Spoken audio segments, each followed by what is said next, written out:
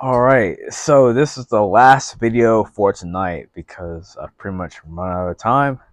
I have to go to sleep at some point and go to the gym in the morning and all that preparation. So, allow me to ask you, the viewer, a question. What is required in order to raise a kilocalorie of ice?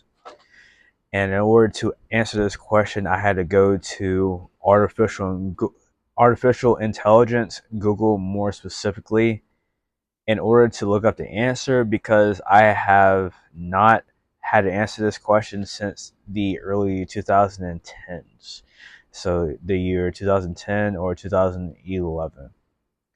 The answer, if you must know, according to artificial intelligence or AI, is that to raise the temperature of 1 kilocalorie of ice, you need to add approximately 80,000 calories in order to melt the ice.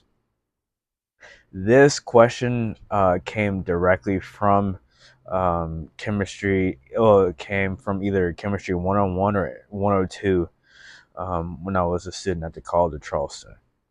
Now, both really the question and the answer are the subject of this video.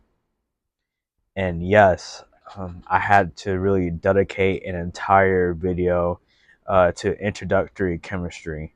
The subject matter and the answer are both that important. Now, um, you may be asking yourself, why is it that important to know in order to raise the kilocalorie of ice, you need to add approximately 80,000 calories in order to melt the ice? Well, that's really more of a trick question.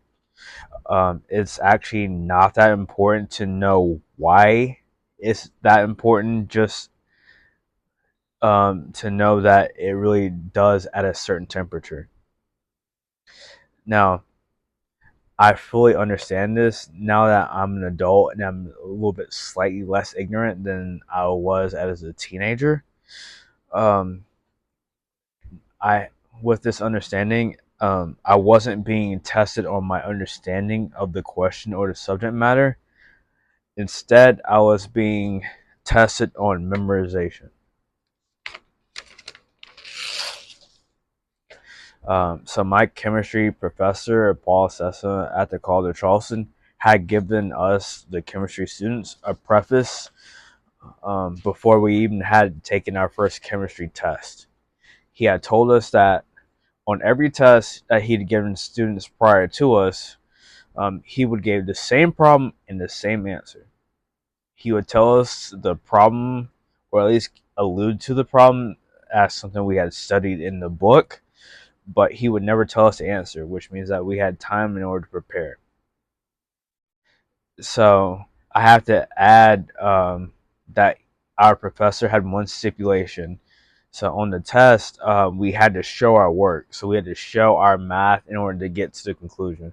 So he would have a question, he'd want an answer, and in order to get full credit, we had to show that we could do the math in order to get the answer to the question.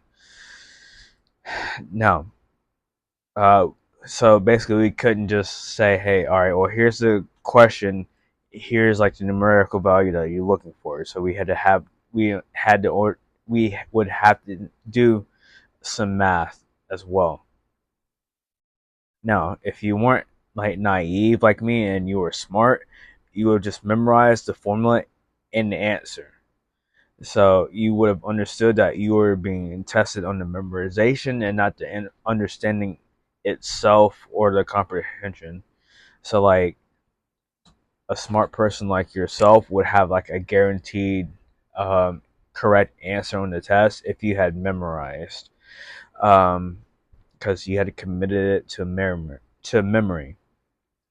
So being like the naive student that I was, um, I had pretty much would say to make excuses and say to myself like, there is no way on this blue earth that we would have the same question, same answer on every test during the semester, but I was completely wrong. And so I pretty much had failed to memorize this, and I pretty much had gotten it wrong every time, even though I had basically passed every other part of the test and had moved on. So like, I never had to like retake chemistry, but I kept basically feeling the same question, specific question, over and over again. And so that really brings us towards like the heart of this video, and really towards the end of this video. And so just like the test I had to take in chemistry back in college, life is pretty much a test, and the same problem will keep repeating over and over again unless you make a conscious decision to fix it.